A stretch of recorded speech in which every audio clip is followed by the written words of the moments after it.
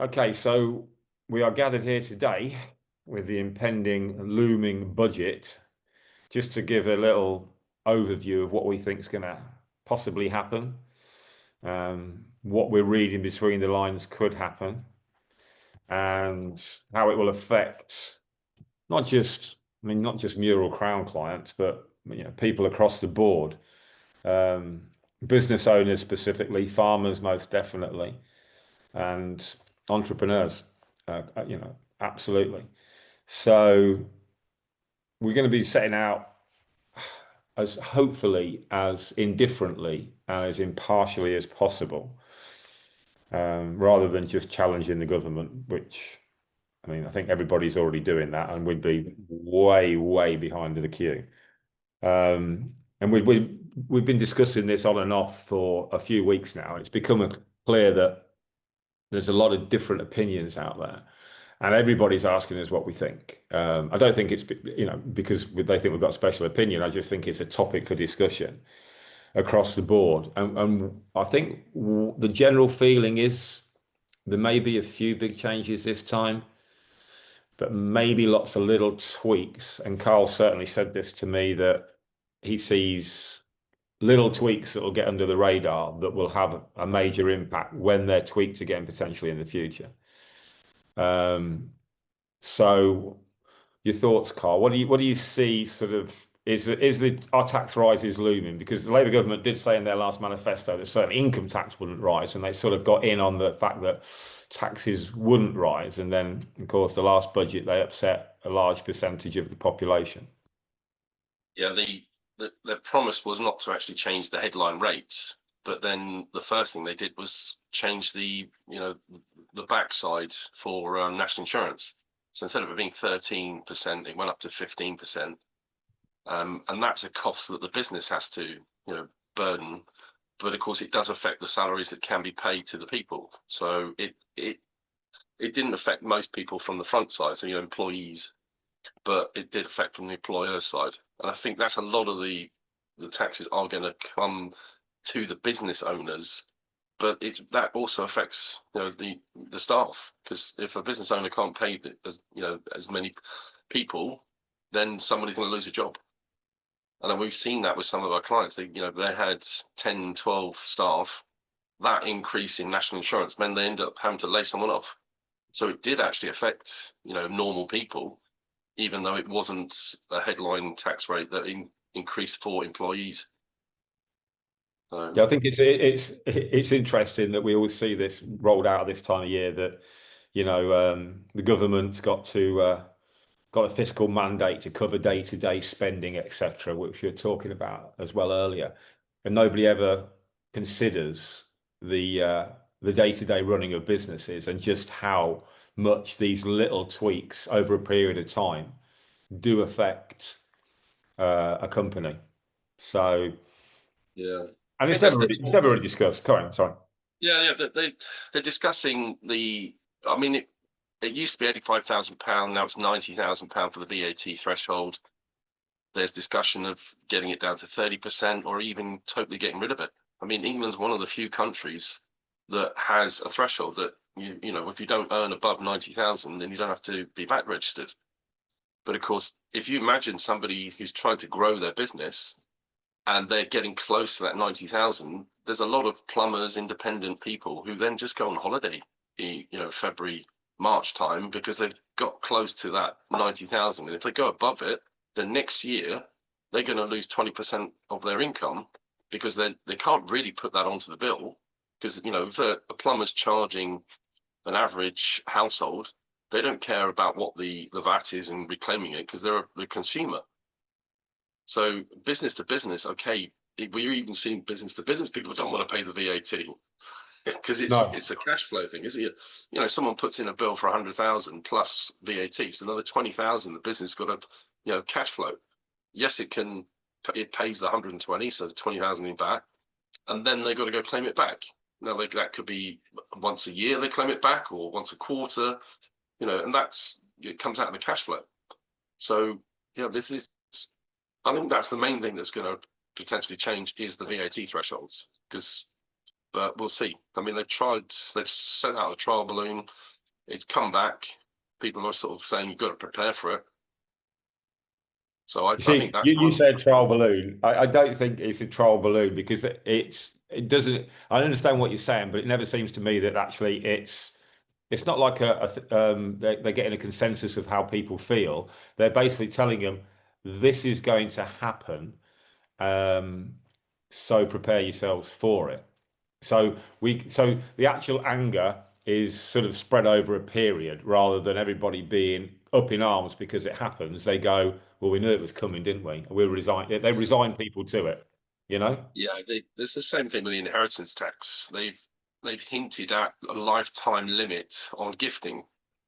So they've already put the 100% business property or agricultural property relief at 1 million, and then everything above that is 50%. So it wouldn't surprise me if they then come back and say, right, well, now there's going to be a £1 million lifetime gift allowance per individual. Now, at Hmm. the moment, you can give 325,000 without an entry charge. But then if you do, then you after 7 years you can do it again, and then after 7 years you can do it again. So over 14 years you can gift best part of 1 million. But then if they bring in a gift lifetime gift allowance of 1 million, that means you can only gift that 1 million, you know. But the other thing is if you gift to friends and family and you live 7 years, there is no entry charge. It's only when it comes to trusts.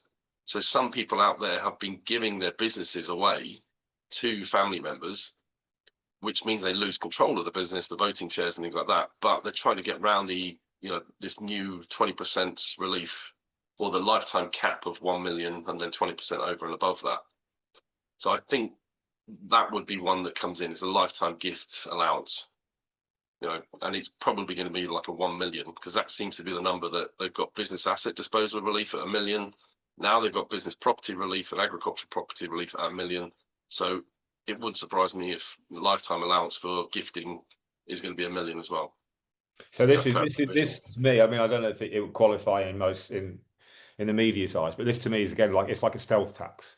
It Mm, creeps in, and as you said, you're putting it alongside other limits that already exist, and yeah, it's just another small limit. And when you say it on its own, oh, there's a million. Oh, that doesn't sound that bad, you yeah, know.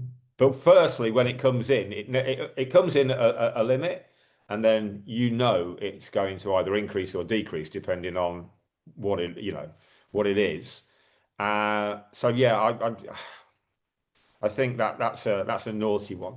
We'll put that in the naughty box because yeah, I don't think that's also, and that's a wider ranging issue as well because when you're gifting something, what are you gifting? Well, it could be a commercial venture, it could be personal. So it is literally stealthily attacking everybody who's got yeah, something to gift, you know? yeah.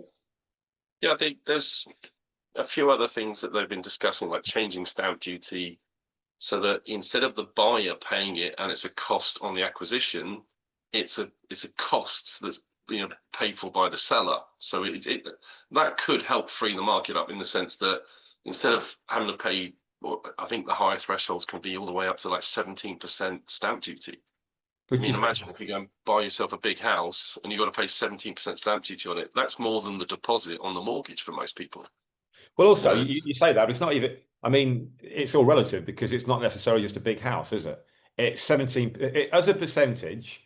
It's a huge amount whether you're buying a 100 grand house or a 5 million. The number is bigger, but the percentage is the same, and that's relative to the person who's buying the house. And yeah, that's a huge amount of money that yeah. you're being, you know, you're sacrificing a lot of money to become a homeowner, to be fair. Yeah, I mean, they dropped.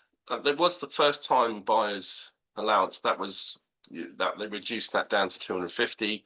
It was at 375, and they keep chopping and changing the stamp duty for first time buyers to try and incentivize the market. But they haven't. The thresholds have just remained stagnant.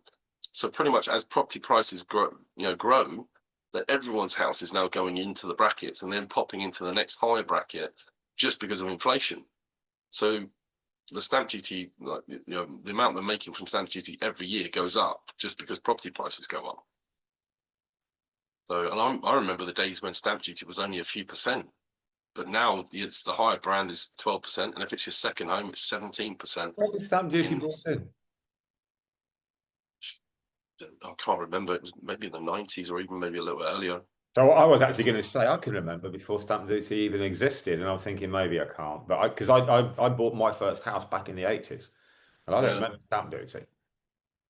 So It's gone from I think like 5%, so it's similar to what commercial rates are, to now 12%, and then they've got that surcharge. But if you're a second home buyer or a company or trust or anything, another 5%. So it's gone all the way up to 17% on houses.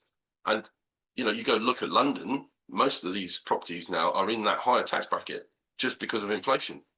mm. It doesn't necessarily mean they're mansions. It's just that's the average house price in central London, even places in Manchester, because that's quite a successful area as well. You wouldn't actually, you would say that if the Treasury was a normal business, that they would have gone bankrupt by now. But it's true, isn't it? Because I was just thinking when you said, well, it was started off at 5%, now it's 12%. I'm thinking, where else do you have the ability in any commercial venture to just put up the price as you want it and people just suck it up? You don't, because there's always Yeah, choice. So, yeah, I mean, it's a unique situation, and you think, well, oh, the government needs to, it's got spending. It's like, well, because you're running it so badly, you're mm, clearly not in charge of the spending, but not getting political. We're going to go just going back to the inheritance tax, the BPR and the APR. This is going to put pressure on obviously succession, family businesses, asset yeah, transfers, and of course trusts, which I think they've been targeting now well before this government. I think we're going back to like probably the early 2010, 12s that they started to really cast an eye at the whole trust sector and think, right, we need to get a grip on this because the average man is now taking advantage of this as opposed to just the wealthy elite. yeah, yeah. I mean, it's hard because inheritance tax is all over the place at the moment, and I don't really know. Look, I say right. So most people have got that 1 million, which is the £175,000 times two, which is your primary residence relief, and then you've got the nil rate band 325,000. So most families have got £1 million between the couple, and if you do it correctly by using like tenants in common and a trust, you can utilize that full 1 million. But then when it comes to businesses and it's now capped at 1 million per couple, and then everything else is above 50%, okay, they've discussed that let's say you've got a £5 million farm and 3 million of it is, you've got 1 million each. Then there's another million potentially if you cut off the farm and put that into a separate folio, which you can do. And then you've got 2 million that you've got to pay 20% on. Now that's 400,000. And they say, yes, but you can put it out over 10 years interest free. But what they're not telling you is that £40,000 a year, your heirs, so your sons and daughters, have got to pay that after personal tax.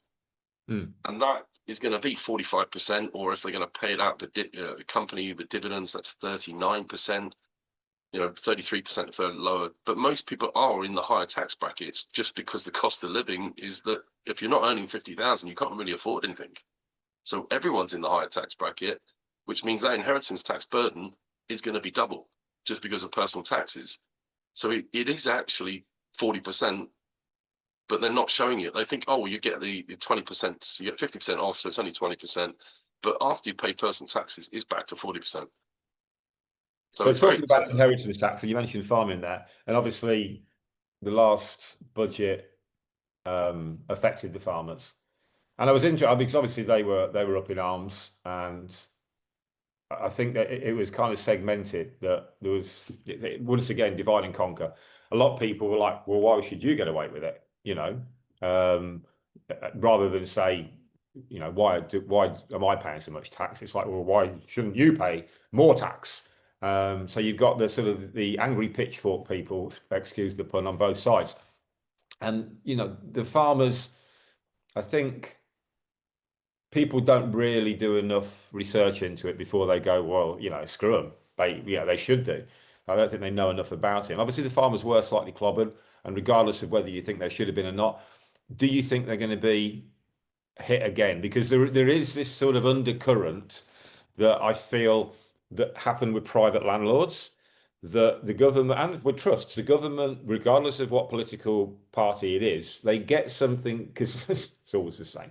They get something in their sites, like the trusts, they get something in their sites like private landlords, and now farmers, and it's like, okay, we're going to crush you over a period of time. Now, it might be a big hit like the one was last time, and then smaller ones, or it might be smaller ones over a longer period of time, medium-sized ones. Are the farmers going to be hit again?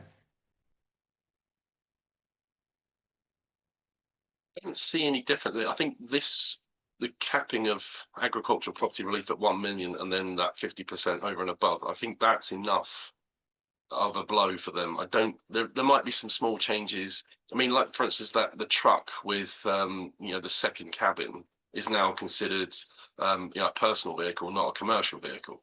Stealth So tax a again. far Stealth tax yeah, again. so a Totally. farmer can't have a flatbed truck with with 5 seats in it. Because apparently if it's got more than two, 3 seats in the front, then it's personal. The fact that there might Honestly, be farm insanity. labourers and yeah, Insanity. You know what I mean? What happens? I mean, yeah, but there's so many instances where you may need that. Working rurally. Um, yeah. that's another one. I mean, when that first happened and I first heard about that, sometimes I just think the world's gone absolutely mad because it just seems so ridiculous. And Yeah, maybe it's that angry young 70s sort of attitude, but it's like, why is nobody go up in arms? It's another one that just crept in, and people are like, oh, yeah. oh well, I mean, insane. there's another thing that could be a potential blow because of the climate change angle. What about the loss of red diesel? And the lower taxes on red diesel for tractors. That's something that the climate change type people would might try and push through so that everyone pays the same taxes and duties on diesel, regardless of its use. So we're not being political, but climate change type people. I like that. Well, that's because a lot of the investment stuff that's available now is related to climate change and environmental impact. Yeah, we They are don't 100%. seem to, yeah, this and the rewilding of turning farms into wild flowers for the bees and things. I mean, yes, some land is probably best left, to be used for nature and bees because we need them to pollinate, the crops and stuff. But when you've got a viable farm being converted into wildflowers and things like that, is that really helping us as a society, or is it just to tick a few boxes on a climate change agenda? No, I think it's just to screw the farmers again, to be fair. Yeah, I think if you attack them from enough sides, they kind of take their eye off where they're at, where the real full frontal assault is going on. yeah. But you don't think that they're going to be hit too much this time, right? No, I don't think there's going to. Well, just the change that's coming in next April is enough really to make a decent impact. I mean, like we've heard of farmers because it's coming in April 2026. There are farmers who are committing suicide to basically get the farm passed on before then, and that's crazy that people are that desperate because the potential inheritance tax bill that they're taking that sort of those measures. It's So it interesting does because affect people. that's been happening across Europe for the last few years, and it's funny how these things seem to replicate themselves in different countries dotted around. But Yeah. Rochelle, my wife, was actually talking to somebody just recently, the son of a guy who was well, they basically put him on suicide watch, if you want to call it that, for that reason. It was a farm owner. He'd got that down. Um, and that's yeah, that's and when it's one sector that I mean, if you're seeing it across all sectors, it's bad. But when you look at it as one sector, and especially a sector that is essentially, providing food, it's does become a little concerning. But Yeah. staying away from politically, I think that the whole idea of, ticking these boxes for wildflower meadows, it's a small thing.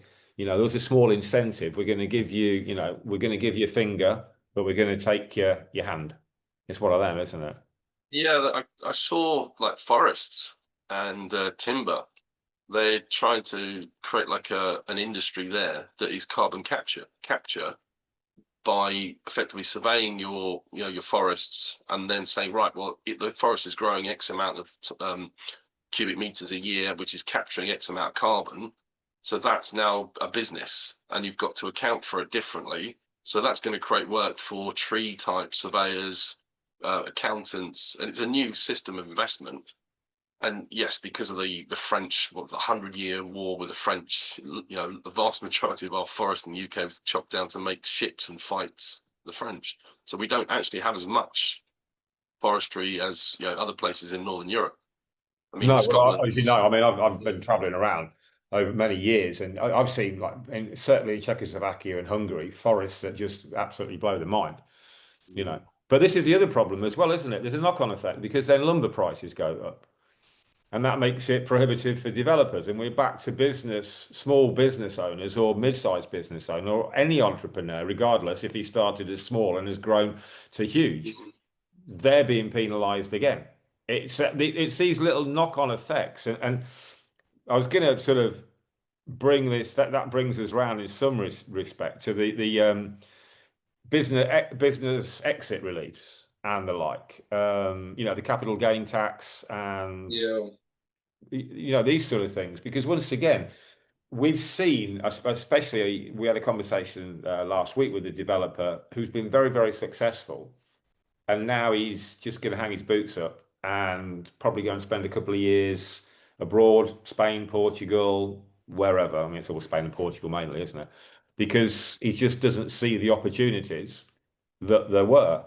So it's there's a housing shortage, but we've got no developers because it's this this cycle that goes around, and he's just quitting the game. And how does he just leave that money in the country? Does he say, right, I want out? I mean, maybe he doesn't want out. Maybe he wants to come back. Maybe he's waiting for the tide to turn. What happens with him and people like that? Yeah. Well, we are seeing quite a few people with liquid funds, leaving, and you see people like jumping on a plane going to Dubai, and then after a year selling the company, and then because they're in Dubai now they've got they don't have to pay the capital gains tax because I mean capital gains tax used to be 10% on a business, and when it was called entrepreneurs relief. And then they brought it in that so it was maximum 10 million, then it's 5 million, now it's 1 million. And now they put it up to 14% this year and it's going up to 18%. So Mm. when you sell your company, you're only getting a small deduction. I mean, it was 20% capital gains, now it's 24. So they put the capital gains rate up and they cap the amount that you can get relief on that. So you're losing 24% pretty much everything you sell now. And most businesses, you've built up, people are selling them in for 5, 10, 20 million. And yes, it's a massive chunk. But of course, that's where, if you put it into a corporate structure, you don't pay that. But people aren't aware of that. So, No, no, and no. once you've got it in that corporate structure, you can still invest it overseas. So, and the other thing is the 10-year tail on inheritance tax now.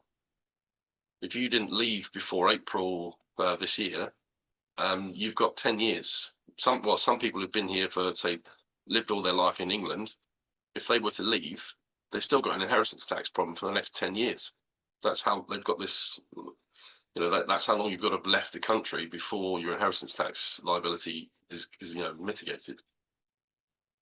Yeah, So yeah, there's, I know that. I know that's been. I think that once again, it's create a situation where there is an exodus, and then rather than fix that, um, you go along and say, well, we'll try and stop that. We'll carry on with the plan that created the exodus, but now we're going to penalise you for leaving as well. So, we didn't do anything wrong. We didn't make a mistake. Yeah. The plan is still good. We're just going to hurt you in different ways. Yeah, Um, that sort of comes into the investment thing because you see them trying to change the criteria for things like ISAs so that it invests more into UK companies. Now, okay, so what is a UK company? Well, someone who's listed on the FTSE 100. Well, not all the companies in the FTSE 100 are actually based. I mean, they're listed on the UK stock market, but it doesn't mean they're operating in the UK. oh no. So, so, and that's the thing is, with all the debts, the bond markets, interest rates going up, they're trying to find ways to get more people, and it's not the average person who gets forced into buying the stuff that no one wants. Yeah, Pension funds are always known to be the ones that get, all the low quality assets. yeah. No, it's always retail that suffers. Always Yeah. retail that either gets in last and gets annihilated or suffers one way or another. It's always retail. So with the capital gains, what do you think? And the business exit reliefs, are we going to see changes? I think they've already changed it enough. That cap of 1 million, for agricultural or business property relief, I think that's the limit. So And then probably into 2 or 50%. 3 budgets before we see some movement on that again.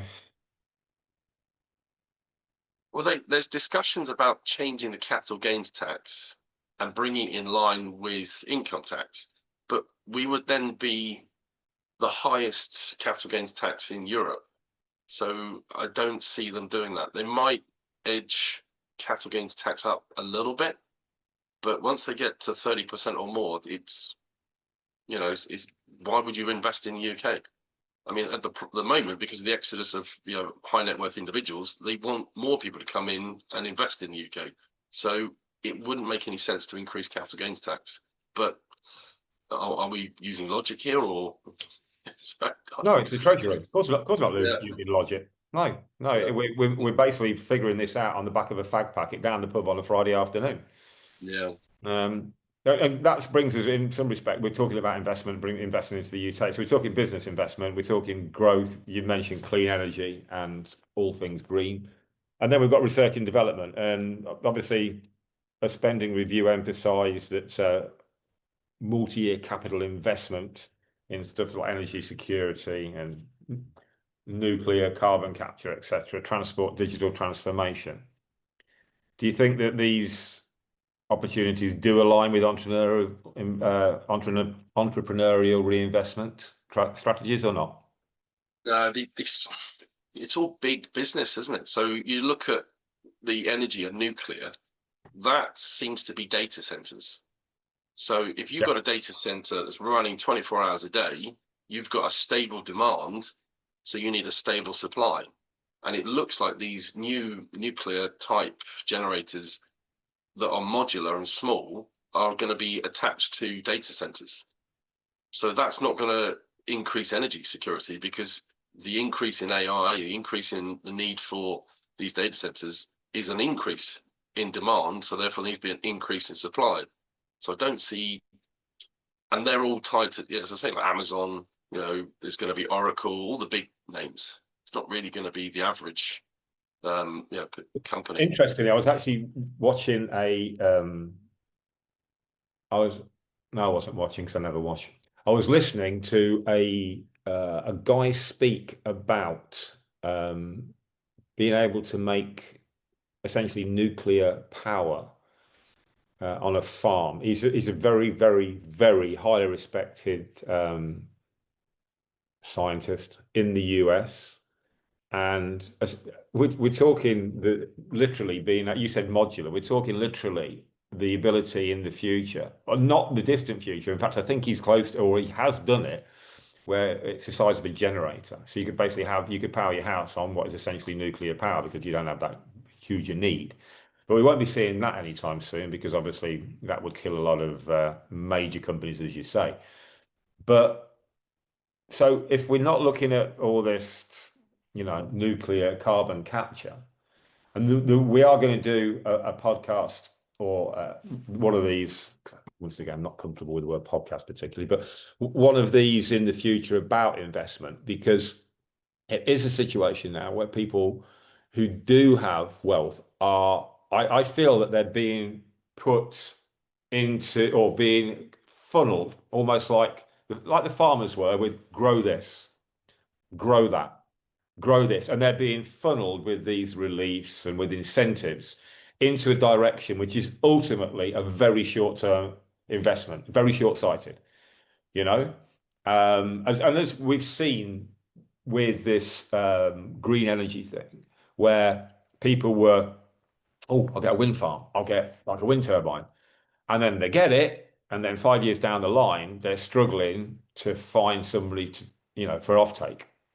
Yeah, that was there is there is a demand for more solar and wind, but then the grid needs to be upgraded to actually take this. And I mean, as we saw, I was in Spain when this happened, when the grid went down in Spain, and it also took part of France down, and it was because of the solar and the wind not connecting and being balanced by the system.